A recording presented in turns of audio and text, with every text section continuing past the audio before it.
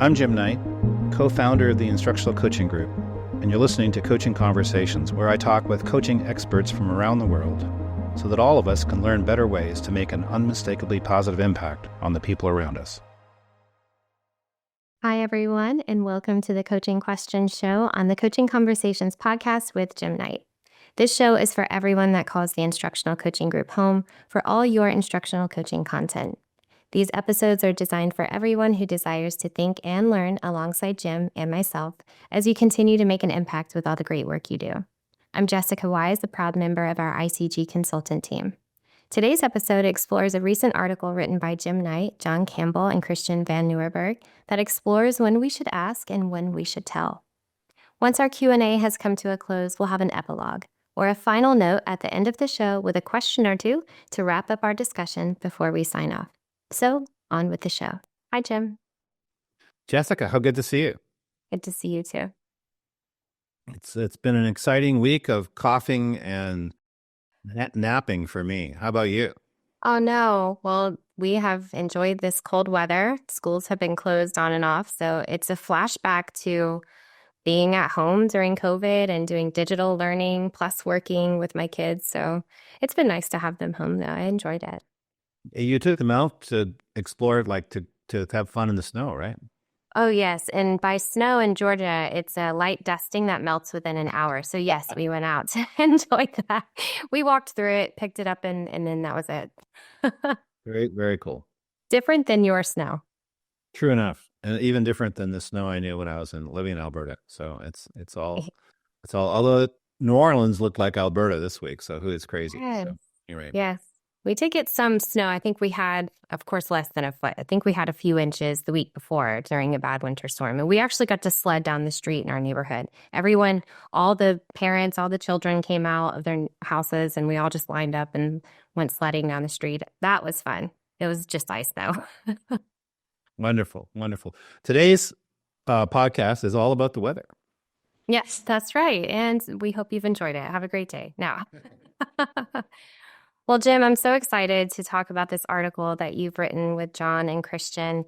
And I just wondered, what led you, John and Christian, to even explore this idea of 3 conversations of professional discourse? So I think this might sound hyperbolic, but I really think this is true. This may be one of the most important things we've put together. It's an idea that keeps evolving, but we feel that people are confused about what it means to share ideas.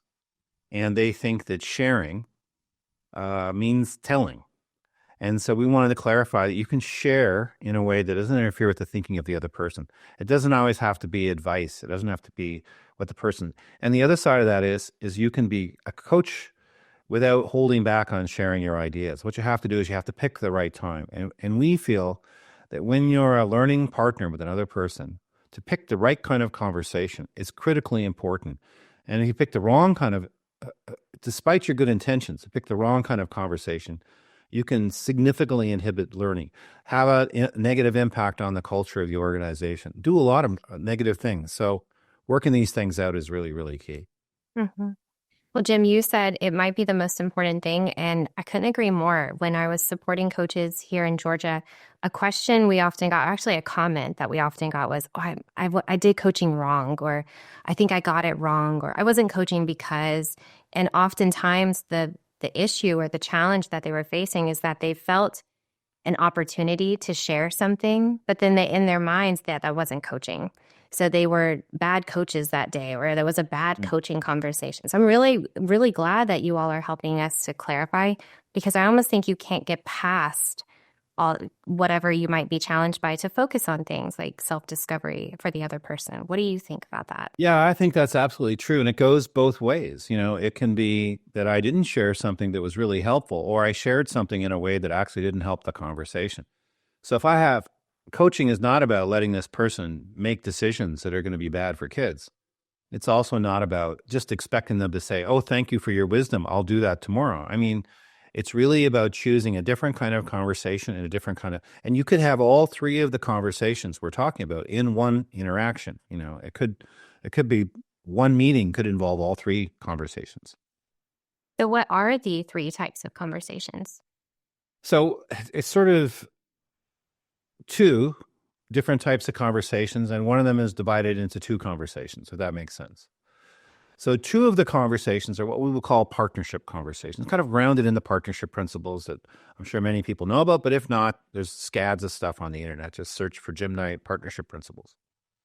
So two of them are partnership conversations, and one of them is a directive conversation. And in the book, we're still working on the book, but in the book, The New Leader's Guide to Coaching in Schools, I tell the story of a principal who thinks that leading is always telling. And so they've read lots of books about they did a little chat GPT search and they created this way of giving directive comments. But they realized pretty quickly telling people what to do often leads to maybe compliance, but not a high level of commitment. There's not a lot of energy in the conversation. And sometimes they're wrong. And so they need to find something else. So that's what the three conversations are. They're things you can choose. So one of them is telling. One of them is, you would call that a directive conversation. So telling is, you need to do this thing.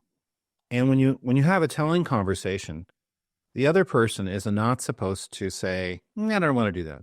So let's say the principal says, Jim, I've noticed you're just getting into school 1 minute before the bell goes for class every day. You need to be in there to establish the culture. You can't be showing up so late. You need to show up at least half an hour before class or whatever the norm is. And the principal doesn't want me to say, I don't feel like doing that. That's a thing I'm supposed to do. I have to do it. And so a telling conversation is one where there's the expectation that the person will do it. Along those lines, another telling conversation is where the person wants to understand really simple and you explain it to them. So let's say I'm driving down the road. This is Christian Van Nuremberg's analogy, or I'm walking down the road. A car pulls up and says, hey, can you tell me how to get to Arrowhead Stadium? And, they don't want me at that point to say to them, other times you look for sporting fields. What's work for you? They want me to tell you how to get there. Well, here's how you get back on I-70, stay with it. You'll see the stadium, take up this exit, and you're going to get there. And if I tell them how to do something, I'm expecting they'll do it. I'm not going to be really disappointed if they don't, but I'm expecting them to do it. So a telling conversation is one where the person doesn't have a choice. Of course, they do have a choice. Nobody does anything unless they choose to it. But at least from the perspective of the person talking, the expectation is they're going to do it. And should they choose not to do it, we would wonder why or perhaps be upset. The partnership conversation could either be facilitative or dialogical. And a facilitative conversation is one where I set aside my expertise to help the person think things through.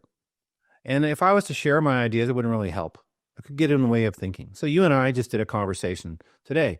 We were using the growth coaching model and the introduction to leadership coaching.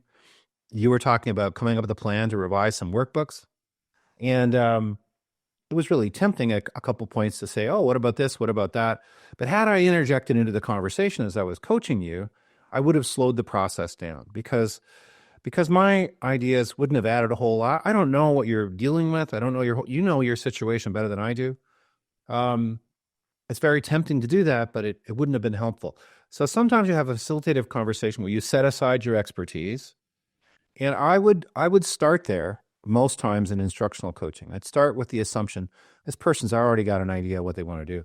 But sometimes it becomes clear they need some knowledge. So if I have a teacher, I usually use classroom management as my example, or it could be formative assessment, but they're trying to do something and I have a lot of expertise in it, and they're just kind of floundering, or they're coming up with a plan. They're just saying, like, I don't know, if I knew what to do, I wouldn't have come to see you. I've come to see you because I don't know what to do.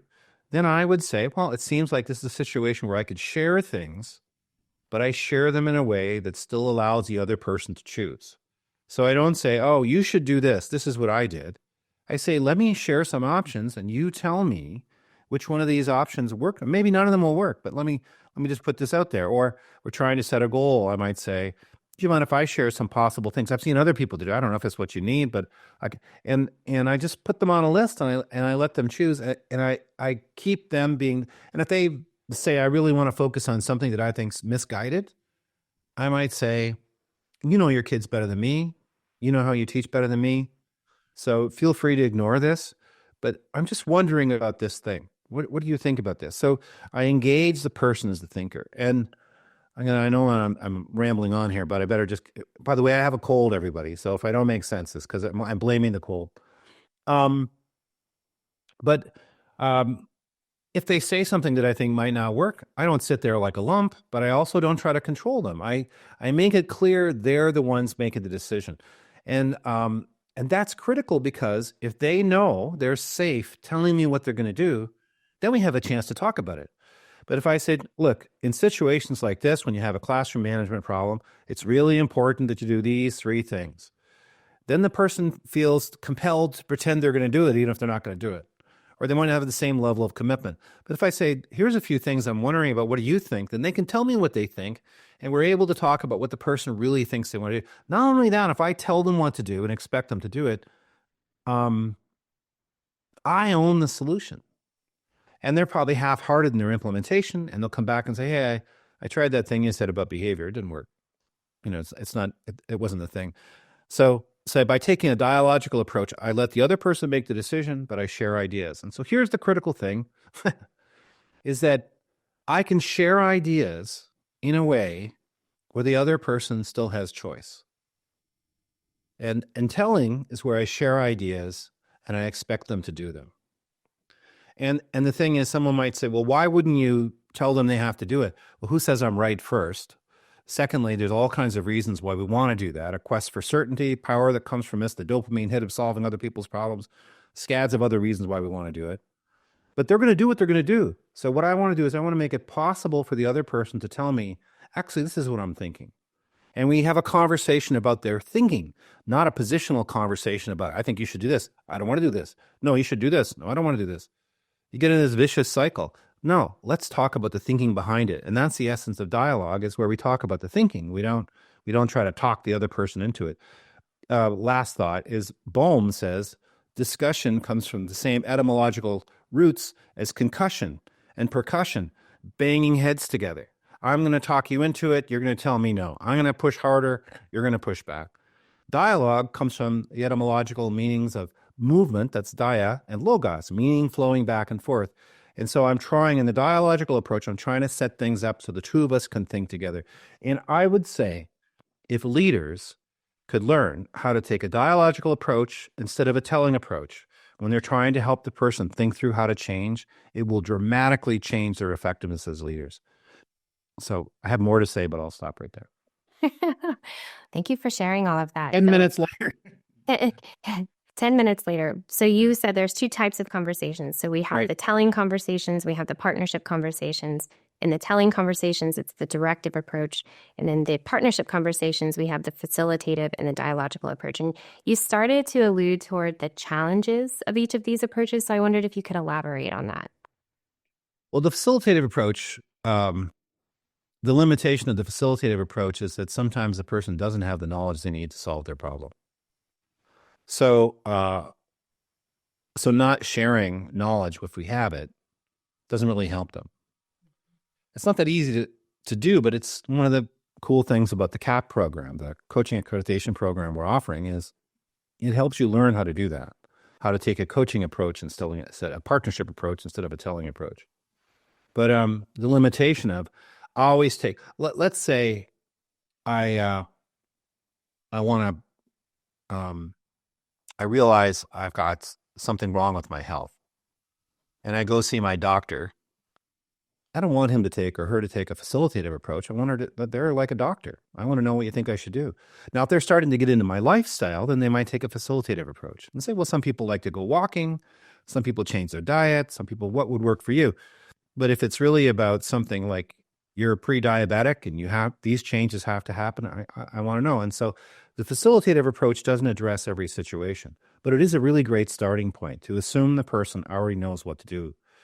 But it becomes clear sometimes that they are struggling to figure out what to do. They're not confident with their ideas, or they simply haven't learned things. And an instructional coach, we like to say they should have expertise. They just don't act like an expert.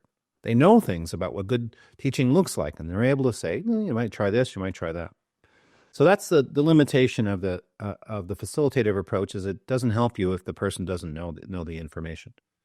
The limitation of the dialogical approach probably has more to do with us than it has to do with them. It's very easy to get sucked into wanting to talk the person into doing something.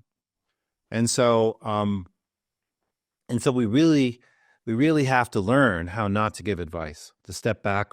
What we can share ideas without making it sound like advice. It's a learned skill. It's a critical skill, but it's a learned skill. I think it's key for facilitation of groups, but it's key in coaching too, to say, here are some options. Which one would you like to do? Which one makes the most sense to you?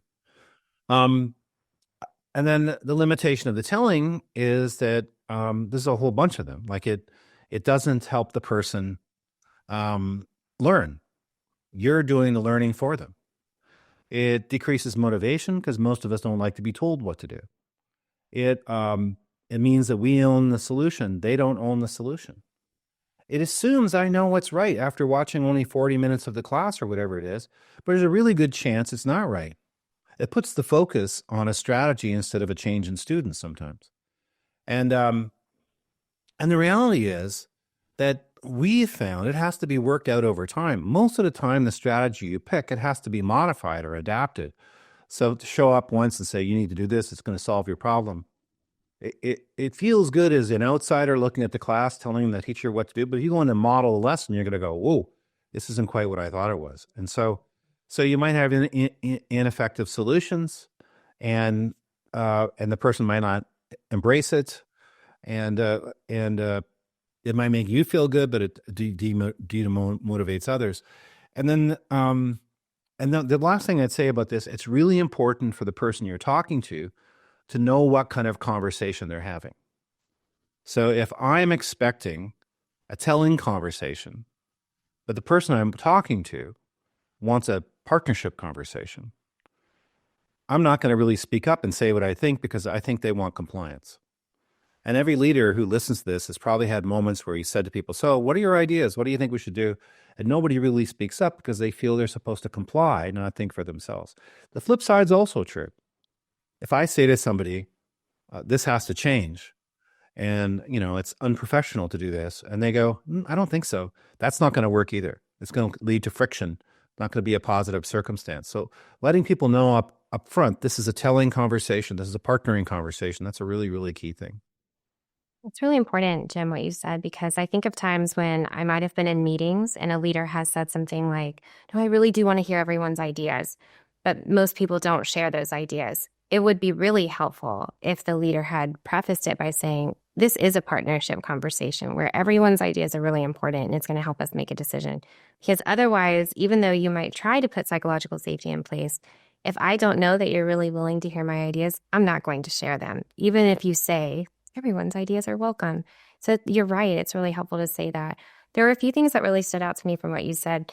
And the allure to give to take the directive approach is advice just feels good. It feels really good to be right, to bless someone with your wisdom, and they go off and they're like, oh my gosh, that worked. She helped me a lot. It feels really good. And that's what it's a challenge. You mentioned it as a challenge for the approaches. It really is to get over to facilitative or dialogical, because it fills my bucket to give advice. And that leads me to my next point is it's not about us.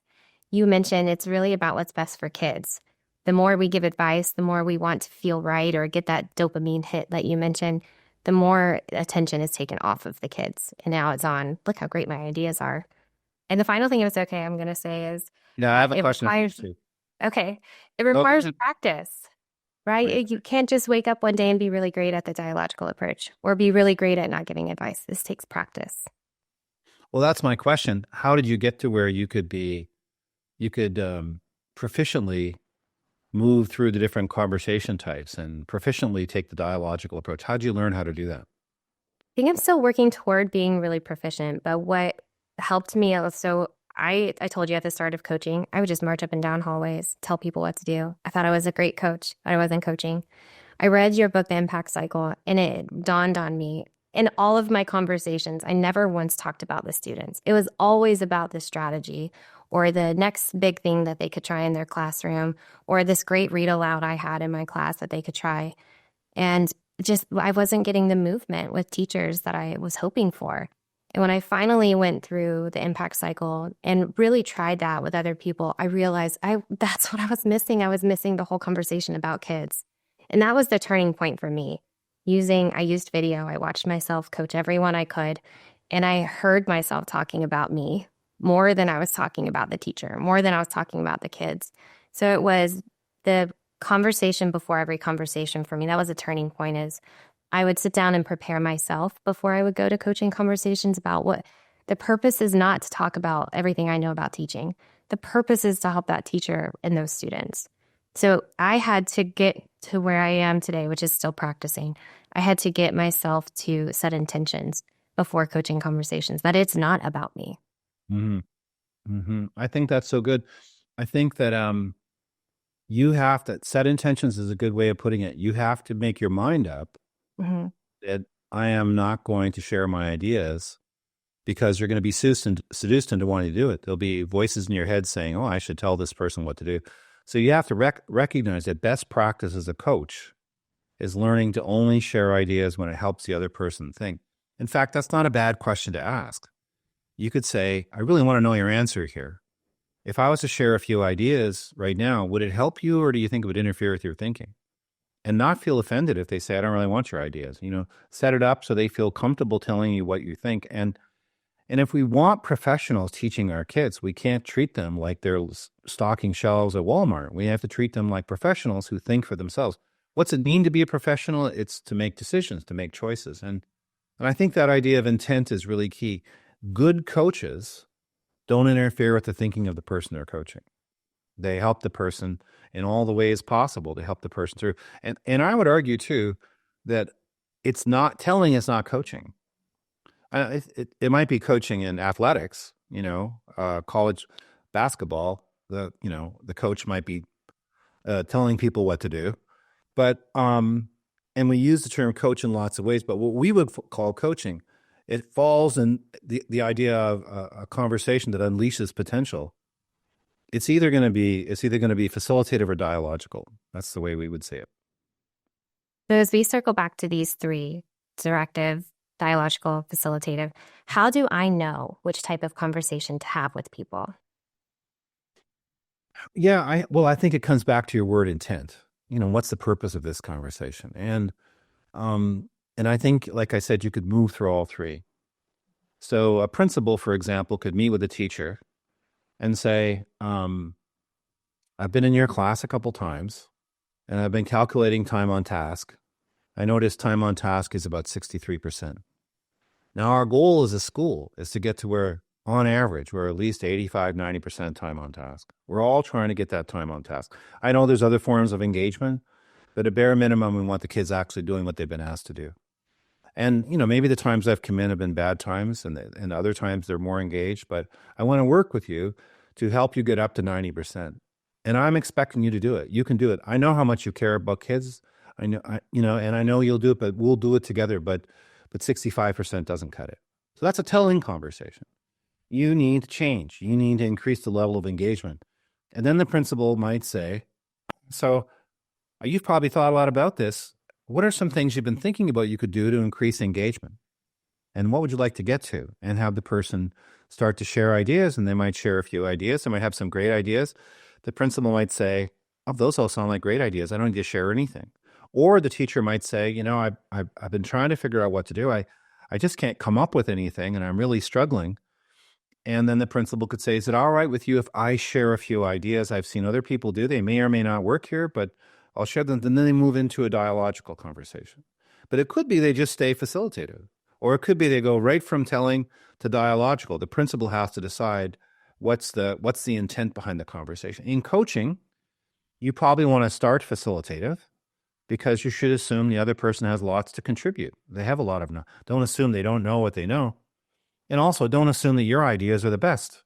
So you start, what have you been thinking you might do in this situation? And then when you feel like in your judgment that you still haven't come up with a good solution, or that the person, it's worth considering some other ideas, then you can say, would it interfere with your thinking if I was to share a few more ideas? And you tell me what you think and put them on, and you have to be 100% clear like if you're picking strategies, make a list of, let's try to come up with 6 possible things you could do at least.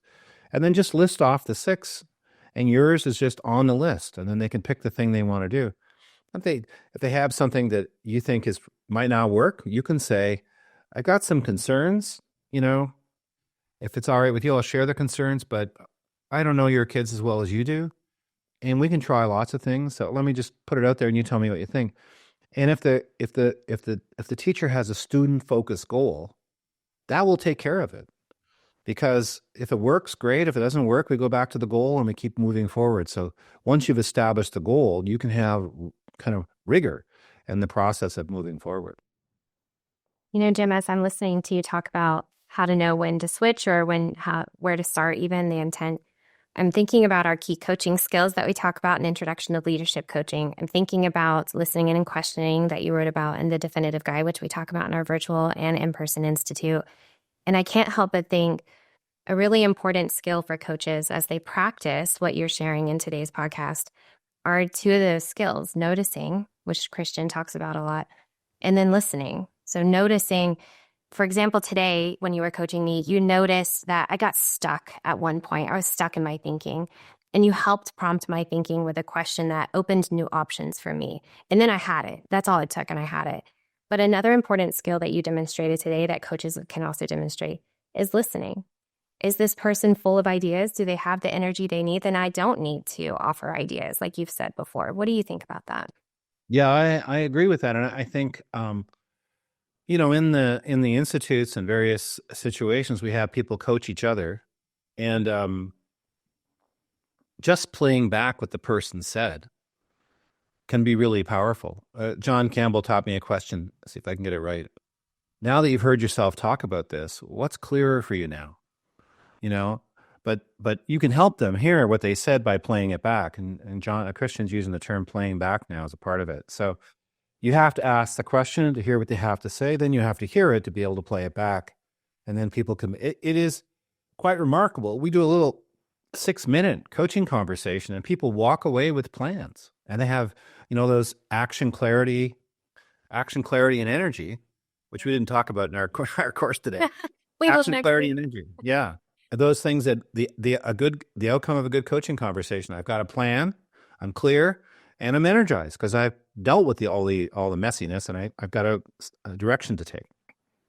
Right. Well, thank you so much, Jim. So to close out our show today, I have one more question for you. So, go sorry right to interrupt, but when you were coaching, what were you looking for as you coached the teachers you were working with? What were you trying to notice? Because I'm thinking that can help us figure out when to switch from one conversation to the next. What was really helpful for me was to watch body language. I felt when people were really energized talking about their students or their teaching, they'd lean toward me. We'd either sit next to each other and they'd lean on the table, or they'd use their hands a lot and they'd smile. You could see it in their face. I saw a lot of sitting back, or they'd cross their arms. There was a look of confusion. And to me, I would keep facilitating the conversation if I felt or saw that energy in their body language. But if they would start to close down, or if they would start to sit back or withdraw, that's when I might start to move toward the more dialogical of, is it okay if I share some ideas? And then maybe you can tell me which one brings you energy.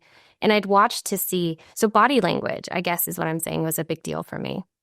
Yeah, that's interesting. What about you? Well, I agree with all that. But I would say it's almost intuitive or maybe physical. Like I can feel when things are in sync, and I can feel when things are off a little bit. And that's not always true. Maybe I'm deluding myself, but I'm kind of paying attention to, does everything feel like we're in alignment here? And, what's the energy level of the other person? Are they, like you said, sitting up and so forth, but also, are they responding enthusiastically, or are they not? And if I feel like they're going through the motions, I might stop things and say, we don't have to do this. If you want, we can pick a different goal. We should pick the one you really want to do. Are you really into this, or would something be better, or what are you thinking? And I think I'm just trying to read that alignment. Are we in alignment? And we're in alignment if I'm helping them achieve a powerful goal that'll make a difference in kids' lives that the teacher really wants to hit. That's what we're striving for. Well, Jim, there's something you said that I think is really important, is to check in with them. So when I was mentioning that there was a shift in body language, sometimes, not always, I'd say, hey, I've noticed a shift or I've noticed a change. How are you feeling about the conversation so far? And people will use that to say, I don't know, I'm just stuck, or I guess I'm just not so sure if this is right.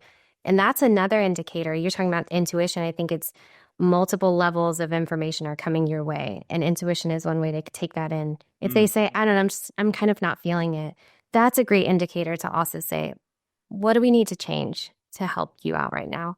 So I think that's important too, is what you said, making sure you're checking in with people. Yeah. Yeah.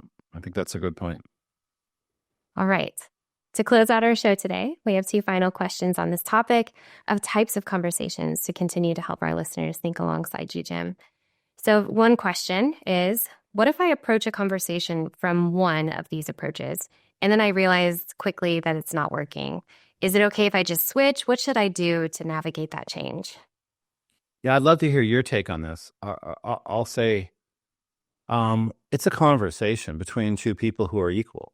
And so if I feel what I've done isn't working, I don't have a problem with saying, maybe that was the wrong strategy. Look, could we start over again? Or what do you think about this? I think you want to be confident that the coaching is going to lead to a positive outcome. Um, you you don't want to sit down with somebody who says, "Gee, I don't know if this is going to be a good use of your time or not." You really want to be confident that, and I think it is going to be a good outcome. I'm convinced of that when I sit down. But I think if I think I've, I might say, "Oh, maybe that was the wrong question," and just get right back on track. Or the worst that can happen is you just have to reboot and you say, "Okay, why don't we start over again? Let's try. Is that okay with you?" Um, and maybe not every time is perfect, but I think there's nothing wrong. It's just two people talking. So that's how I would approach it. Oh, I'm not sure I did the right thing here. Let's try it like this. What about you? This makes me think of a really neat activity we did in our coaching program in Georgia. We had a simulation where our coaches would go into a virtual conversation with a coachee, and they would choose questions to ask the coachee, and the coachee would respond if it was the right conversation for the Courtney was her name. She would respond well. The background would be lit up. She'd be excited, energy in her nonverbals. If there was an approach or a question asked that did not land well with Courtney, she would react in that way. And so our coaches rather, had the opportunity to shift and try a different approach with Courtney and the next question, and to reflect with their partner and say, okay, that didn't land right. I wonder what happened. And what we'd say to them is, it's okay if you have to recover from a question, or if you say something and it doesn't land well, it's okay. You can recover. And it's okay to take a moment and say, I noticed that didn't land right. Or like I mentioned a moment ago, I'm noticing a change in your energy, or how are you feeling about this conversation so far? And it's also okay to do it after. If you're at the end of a conversation, if you've recorded it or if you haven't, and you're reflecting on how it went, it's okay to say, I don't know that I took the right approach. Next time, I think I might try this. What do you think, Jim? Yeah, I think so. We're two learners, so there's nothing wrong with saying I want to try something different. I think that's great. Yeah. Okay, ready for the last question? Bring it. Okay, how can we continue to improve our ability to navigate these different conversations with others? Well, I want to hear your take first. What's your thought? Practice, record yourself and practice. Yeah, that's my thought too. I think video is really telling. One of the things I learned from Hey Sun Moon is she says, don't watch yourself so much as you watch the person you're coaching. So when you watch the video, focus on the other person more than you focus on yourself. I think that's pretty wise, just to see what's happening. And I haven't done too much of it, but these days, if you record the coaching conversation, you can look at the transcript. I think there's a lot to be learned by looking at the transcript of the conversation to really carefully ask yourself, did I pass judgment in that comment, or was I really asking a genuinely open question? And was that the right thing to say? And look for moves in the conversation. And I haven't done this. I don't know if you've ever done it, but I've heard a lot of people say they watch themselves with the sound off, and then they watch it with the picture off. And so watching themselves with the sound off helps them see their nonverbals, and watching it with the visual off helps them look at their intonation and those kind of things. So I think I'd also say it's a lot of work, but I think watching the same conversation 10 times, like going through it all the time. I learned this editing video where I'd use Apple Movie and I'd take coaching conversations and I edit into things and I'd have to keep changing things. Over time, the more you watch it, the deeper you look at it, the deeper your knowledge is. You can learn as much or more from one conversation watched 10 times than you can maybe watching 10 times, 10 conversations once. So there's lots to be learned from that video. I like that a lot. Video is so powerful. And I was able to share your book, Focus on Teaching, at TLC in 2024. And what we all talked about in that pre-conference session is the two watches. And in Focus on Teaching, you say, watch it the first time and just get over the ick factor. Like, oh, you always say, oh, I'm not as young and thin as I thought. But then the second time you watch it, that's where you can really learn from what you're seeing. So that's what I do when I watch is I might mute it. That works. I don't always do that. But I watch and I just take everything in. Like, oh, I blinked my eyes 1,000 times that first few minutes of this session, or I touched my hair to me. I just watch all those things. The ick factor is what I call them. And then the second time I watch, I make sure I'm scrolling to see everyone's tiles who are on Zoom, or the other person, if it's just a one-on-one conversation, I'm watching how they move, or are they touching their face a lot? And so I like the two watches that you shared about and Focus on Teaching. It's made a big difference for me.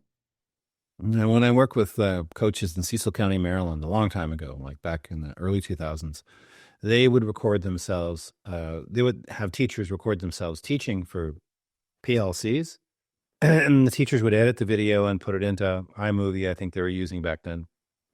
And that's the feedback they gave me, was that the multiple watching was really powerful, because they had to watch it many times to figure out what pieces to edit and put in, and looking at the video intensely was powerful. It takes a lot of time, and just watching once is huge. But there's always more to learn. That's right. People can also join us if they want to learn more or continue to navigate all of these ideas we've talked about. We have the asynchronous, in-person, and virtual instructional coaching institutes. We've also talked about introduction to leadership coaching.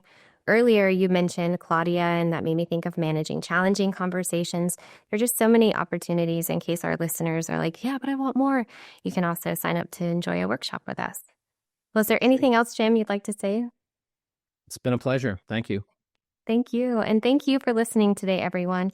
If you found today's episode helpful, it would help us if you liked or followed the podcast. You can also leave a rating or comment so we can continue creating meaningful content just for you. Thank you. And until next time, go forth and lead great coaching conversations. Thanks, Jim. Thank you.